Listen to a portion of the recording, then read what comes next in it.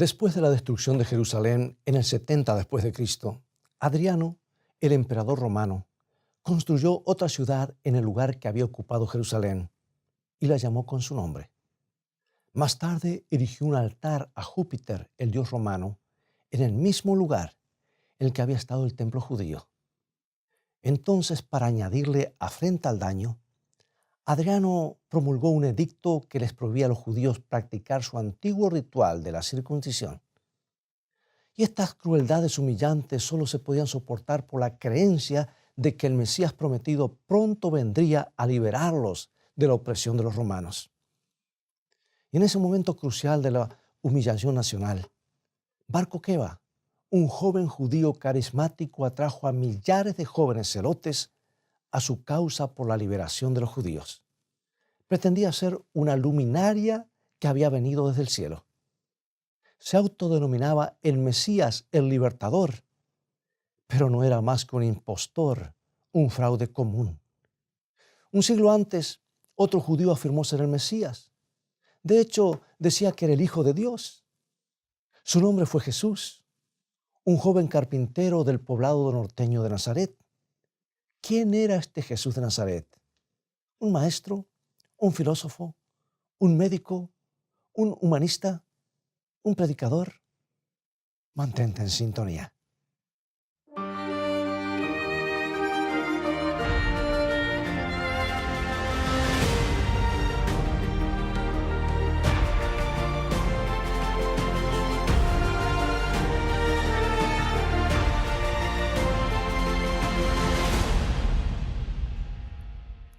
Cuando caminó por los polvorientos caminos de Palestina, quienes lo vieron quedaron impresionados por su presencia. Quienes lo escucharon exclamaron: ningún hombre habló jamás como este hombre. Vivió menos de 35 años sobre esta tierra, pero toda la historia se data a partir de su nacimiento. Un escritor resumió gráficamente la vida de Cristo en estas palabras, y cito, dice: 19 siglos han llegado y se han ido, y todavía es la figura central de la raza humana.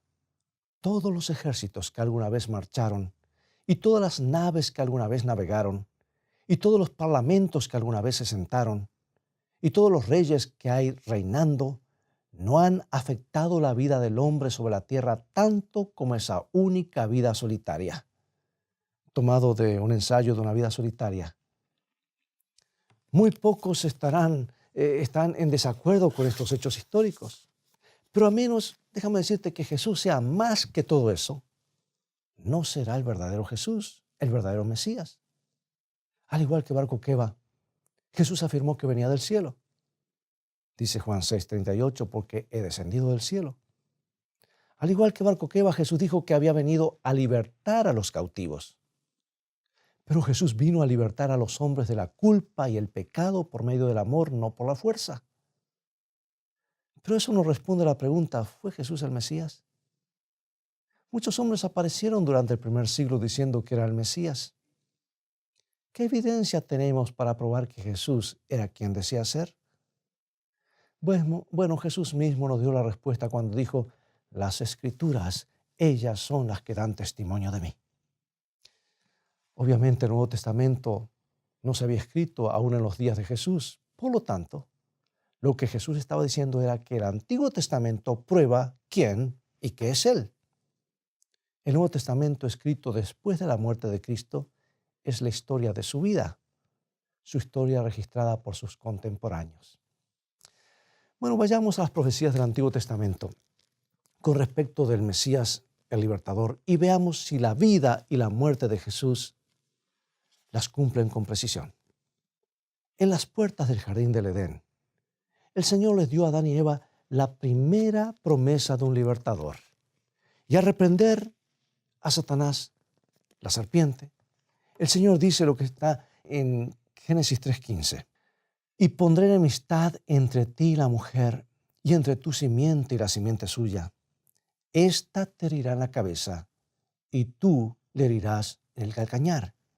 Y esto es lo que inspiró a uno de los artistas para colocar en los estudios. Escrito está ese cuadro de Jesús pisando la cabeza de la serpiente. En otras palabras, un día un niño nacerá y Él quebrantará el poder de Satanás. Pero al hacerlo, el libertador prometido recibiría una herida dolorosa. Y Eva esperaba que uno de sus hijos fuera aquel niño prometido. Muchas madres en Israel deben haberse preguntado si sus bebés recién nacidos no serían el prometido. 7 siglos antes del nacimiento de Cristo, Dios predijo por medio de Isaías cómo nacería el libertador. Isaías 7:14. Por tanto, el Señor mismo os dará una señal. He aquí que la Virgen concebirá y dará a luz un hijo y llamará su nombre Emmanuel. ¿Tuvo Jesús un nacimiento milagroso? Lucas escribe lo siguiente acerca del nacimiento de Jesús. Lucas 1:26 al 31. El ángel Gabriel fue enviado por Dios a una ciudad de Galilea llamada Nazaret, a una virgen desposada con un varón que se llamaba José, y el nombre de la virgen era María. El ángel dijo: concebirás en tu vientre y darás a luz un hijo y llamarás su nombre Jesús. Siglos antes del nacimiento de Cristo, resulta que Miqueas reveló el lugar en que nacería el Mesías. Miqueas 5:2, pero tú, Belén Efrata, de ti saldrá el que será Señor en Israel. Miqueas dijo que el Mesías nacería en Belén. Sin embargo, el ángel Gabriel fue a Nazaret, a 147 kilómetros de distancia, para encontrar a María. Escucha esto. Hasta una semana antes del parto, parecía que Nazaret iba a ser el lugar del nacimiento de Jesús. Sin embargo, la Biblia dice en Lucas 2:1 al 5, que aconteció en aquellos días que se promulgó un edicto de parte de Augusto César, que todo el mundo fuese empadronado, e iban todos para ser empadronados, cada uno a su ciudad. Y José subió de Galilea, de la ciudad de Nazaret, a Belén, para ser empadronado con María, su mujer. Lucas entonces describe los acontecimientos posteriores a su arribo a Belén. Lucas 2:6 y 7. Y aconteció que estando ellos allí, se cumplieron los días de su alumbramiento, y dio a luz a su hijo primogénito, y lo envolvió en pañales, y lo acostó en un pesebre, porque no había lugar para ellos en el mesón. Durante siglos, patriarcas y profetas, sacerdotes y escribas, madres y padres, habían anhelado ese momento. Sin embargo, cuando llegó no hubo trompetas de la fanfarria real. Su nacimiento fue recibido por el mugido de las vacas y el rebuzno de los burros. Aunque el tiempo y el lugar de su nacimiento habían sido predichos por los profetas, los ángeles tuvieron que anunciar su nacimiento a algunos pastores que cuidaban sus rebaños en el campo, porque el resto de los líderes ni siquiera lo esperaban. Y los ángeles cantaron: os ha nacido hoy en la ciudad de David un Salvador, que es Cristo el Señor. Y hasta cumplir los 30 años Jesús trabajó como carpintero en Nazaret. Entonces, en el año 27, Jesús cerró la puerta de la carpintería y se dirigió al río Jordán, donde millares seguían a su primo, Juan el Bautista. Y después de que Jesús fue bautizado por Juan en el río Jordán, ingresó en un ministerio que terminaría llevándolo al Calvario. Pero resulta que siglos antes había sido predicho por Isaías la obra del Mesías en estas palabras. Isaías, inspirado por Dios. Capítulo 61, versículos 1 y 2. El Espíritu de Jehová, el Señor, está sobre mí, porque me ungió Jehová, me ha enviado a predicar buenas nuevas a los abatidos, a vendar a los quebrantados de corazón, a publicar libertad a los cautivos y a los presos apertura de la cárcel, a proclamar el año de la buena voluntad de Jehová, a consolar a todos los enlutados. Sí, 7 siglos antes, o mejor dicho, 7 siglos después, en la sinagoga de su ciudad, Jesús se paró y leyó este mismo texto que Isaías había escrito tanto tiempo antes. Entonces cerró el rollo y declaró: hoy se ha cumplido esta escritura delante de vosotros. ¿Era una afirmación ociosa? ¿Cómo fue el ministerio de Jesús? ¿Satisfizo realmente las necesidades de los hombres? No hay registro de que alguien haya acudido a Jesús por sanación y no la haya recibido. Lucas dice que la gente procuraba tocarle porque poder salía de él y sanaba a todos. Los cuerpos tullidos eran restituidos, los músculos mustios eran renovados. Por el mero toque de su mano o una palabra de sus labios, los ciegos podían ver, los mudos cantar y los sordos oír. Cierto día se paró ante la tumba de un hombre que había estado muerto por 4 días. Y cuando lo llamó, Lázaro, sal fuera, llantos y lágrimas se tornaron en júbilo. Este era el ministerio típico de Jesús. Sus mensajes estaban llenos de gozo y optimismo. A los que estaban deprimidos les decía, andad con alegría. A los que estaban cargados les decía, no te preocupes, levanta el ánimo. Oh, no se turbe tu corazón. Jesús aceptaba a la gente tal como era, cualesquiera fueran sus fragilidades, y porque las aceptaba con amor y comprensión, eran transformados. Cierto día una mujer adúltera fue llevada ante Jesús por un grupo de acusadores que eran justos en su propia opinión, esperando que Jesús la condenara a muerte. Pero Jesús se detuvo y comenzó a escribir sobre la arena las bochornosas vidas de los acusadores. Uno tras otro los acusadores se alejaron y volviéndose hacia la mujer que temblaba en el suelo, paralizada por el terror, Jesús le dijo, ni yo te condeno, vete y no peques más.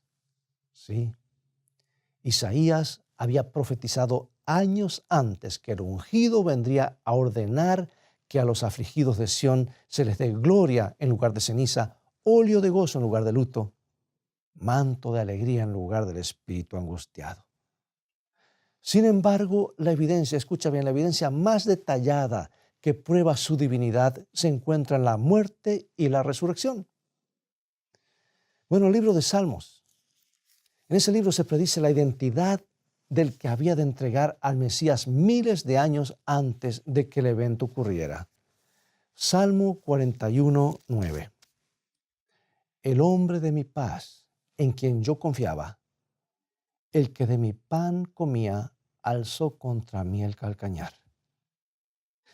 Y Mateo nos cuenta cómo se cumplió esta profecía. Mientras la turba airada con sus espadas y palos ascendía a la ladera del monte, los discípulos estaban sorprendidos al ver a Judas, uno de los propios discípulos de Jesús, al frente de la turba como uno de sus líderes. Había participado de la última cena con ellos pocas horas antes. Y cuando Jesús caminó tranquilamente hacia la banda, le preguntó, ¿a quién buscáis? Desde el fondo llegó el grito, ¡a Jesús!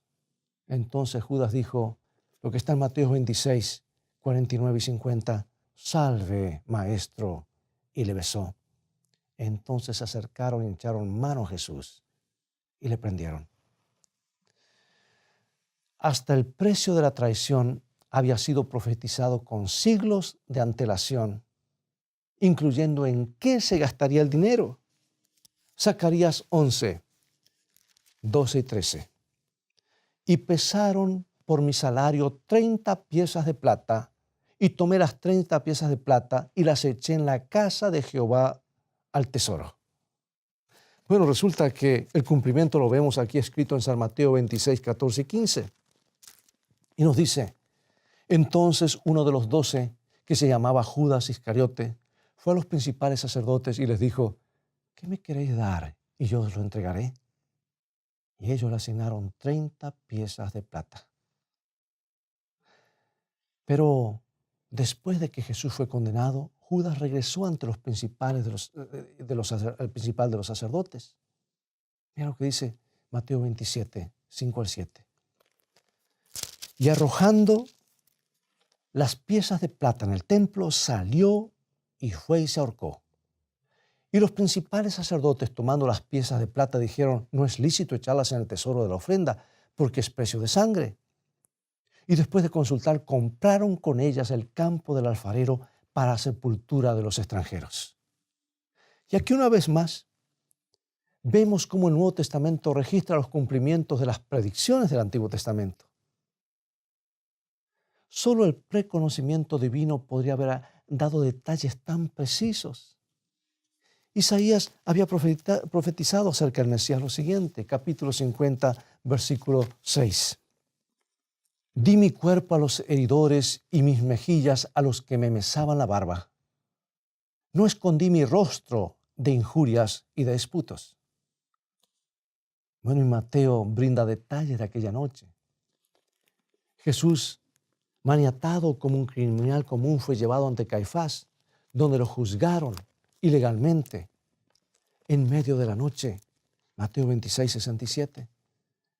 Entonces le escupieron el rostro y le dieron de puñetazos y otros le abofeteaban. En la mañana siguiente lo llevaron ante el gobernador romano Pilato. Pero cuando los falsos testigos testificaron contra él, Jesús no dijo palabra. Luego el rey Herodes se mofó de él y en una burla cruel lo vistió con las ropas reales. Entonces lo regresaron a Pilato, quien dijo que no podía encontrar ninguna falta en él. Sin embargo, lo hizo azotar. Y finalmente Pilato le planteó una lección a la airada multitud. ¿Liberaré a Jesús o al notorio criminal llamado Barrabás? Y la multitud gritó, Barrabás. Bueno, ¿qué haré con Jesús?, preguntó Pilato. Y la respuesta fue a gritos, crucifícale, crucifícale. Cientos de años antes de que los romanos hubieran siquiera inventado la crucifixión como medio de castigo capital, el salmista había predicho la forma en la que matarían a Cristo. Cientos de años antes, la cruz no se había inventado, ni se sabía qué era. Porque el método común empleado por los judíos era el apedreamiento. Pero sigamos ahora los pasos de Jesús y veamos qué sucedió con relación a su muerte. David había escrito, Salmo 22, 16, horadaron mis manos y mis pies. Mateo nos dice que le colocaron una corona de espinas sobre la frente y que le golpearon en la cabeza. Y en el Calvario, Jesús les permitió a los soldados mansamente que introdujeran los clavos en sus manos y sus pies. El discípulo Tomás fue testigo de ello y después de la resurrección dijo, si no viere en sus manos la señal de los clavos y metiere mi dedo en el lugar de los clavos, no creeré. Cristo fue crucificado, sus manos y sus pies fueron atravesados por los clavos, cumpliendo la profecía del Antiguo Testamento. El rey David dijo qué sucedería con las vestiduras del Mesías 1000 años antes de la muerte de Jesús. Imagínate. Salmo 22, 18. Repartieron entre sí mis vestidos y sobre mi ropa echaron suertes. Y Juan, un testigo presencial, cuenta lo que sucedió en la cruz. En Juan 19, 23 y 24. Dice, tomaron sus vestidos e hicieron 4 partes, una para cada soldado. Tomaron también su túnica, la cual era sin costura, de un solo tejido de arriba abajo. Entonces dijeron, no la partamos, sino echemos suerte sobre ella a ver de quién será. El Antiguo Testamento también predijo algunas de las palabras que Jesús habría de pronunciar mientras pendía de la cruz. Salmo 22, 1. Dios mío, ¿por qué me has desamparado? Muchas de las profecías relativas al Mesías estaban totalmente fuera del control humano de Jesús. Por ejemplo, humanamente no hubiera podido arreglar el lugar de su muerte, la forma de su nacimiento, su traición, los acontecimientos que rodearon su muerte. Sin embargo, uno de los factores más decisivos que prueban sin sombra de duda que Cristo fue enviado por Dios y que era el verdadero Mesías, se encuentra en el tiempo de su llegada. Porque después que los judíos fueron llevados a la cautividad de Babilonia, el ángel Gabriel le dijo al profeta Daniel el tiempo de la llegada del Mesías. Daniel 9:25. Sabe pues y entiende que desde la salida de la orden para restaurar y edificar a Jerusalén hasta el Mesías príncipe, habrá 7 semanas y 62 semanas. O sea, 69 semanas equivalen a 483 días. Y en la profecía bíblica un día equivale a un año. ¿Recuerdas la fórmula? Día por año te lo he dado. Así que habría 483 años desde la orden de restaurar y reconstruir Jerusalén hasta que apareciera el Mesías. Y mira, el decreto fue promulgado por el rey Artajerjes en el año 457 a.C.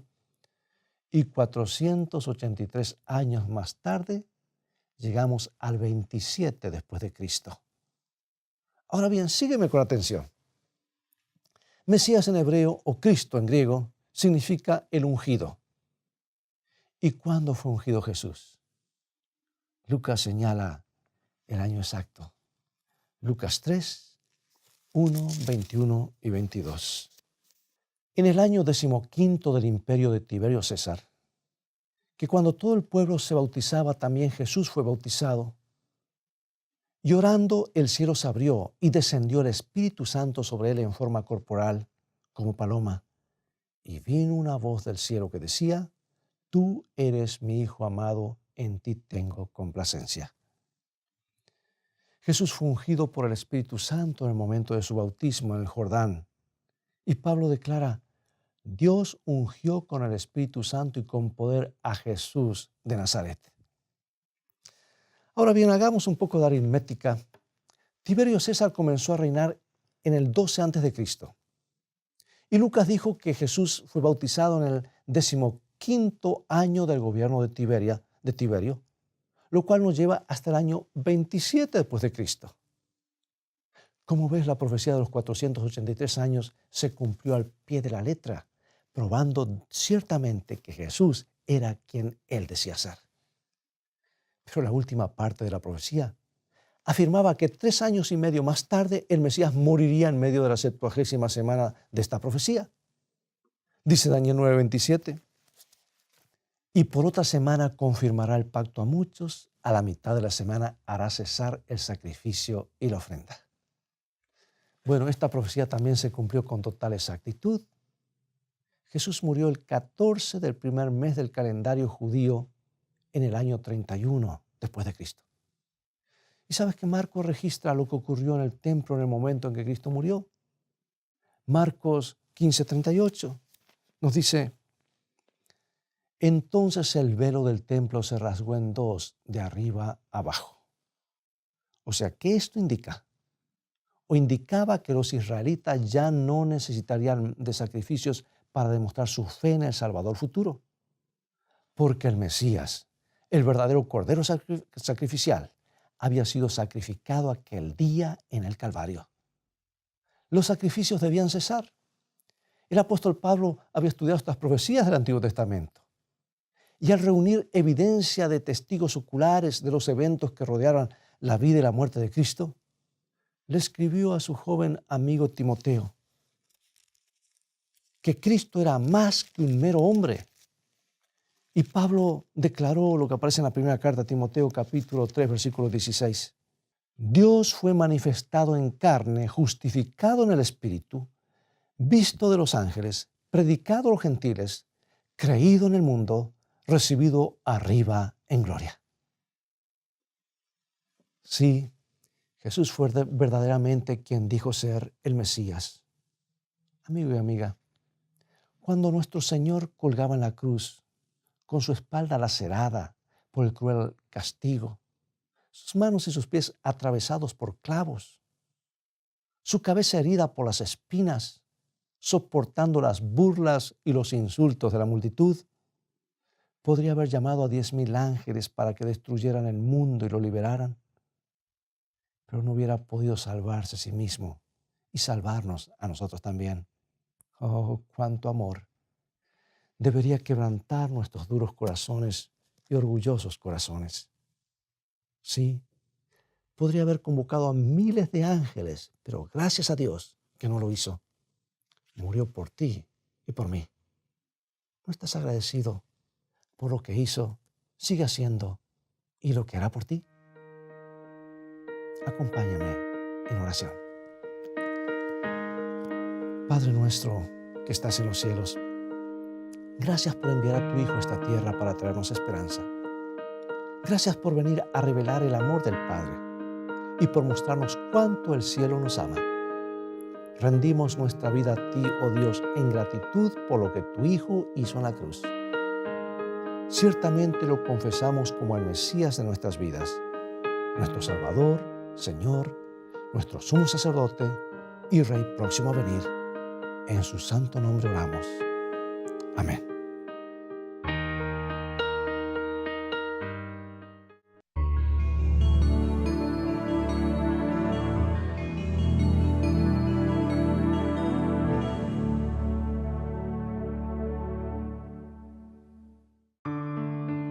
Nuestro Padre Celestial está esperando derramar sobre nosotros la plenitud de sus bendiciones. Es privilegio nuestro beber abundantemente en las fuentes del amor infinito. Qué extraño que oremos tan poco. Dios está pronto y dispuesto a oír la oración sincera del más humilde de sus hijos. ¿Por qué han de ser los hijos e hijas de Dios tan remisos para orar? Cuando la oración es la llave en la mano de la fe para abrir el almacén del cielo, en donde están atesorados los recursos infinitos de la omnipotencia.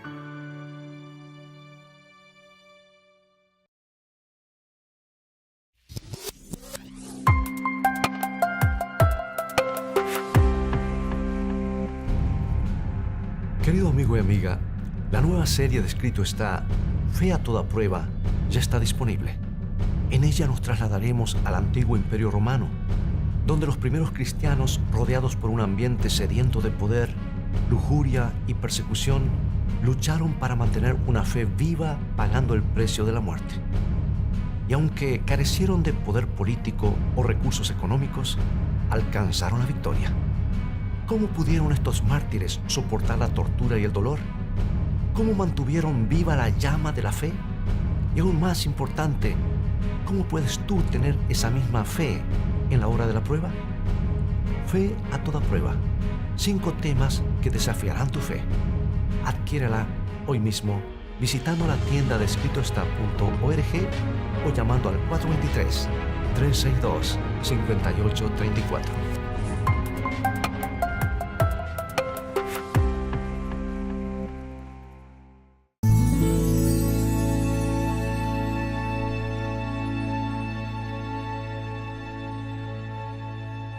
Llegó el momento de despedirnos y será hasta el próximo programa.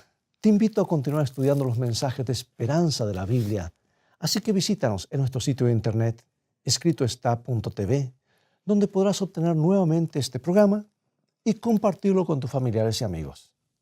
También podrás obtener gratis una variedad de materiales y estudios bíblicos que te ayudarán en tu caminar diario con Dios y a conocer más el plan de amor de Dios para ti.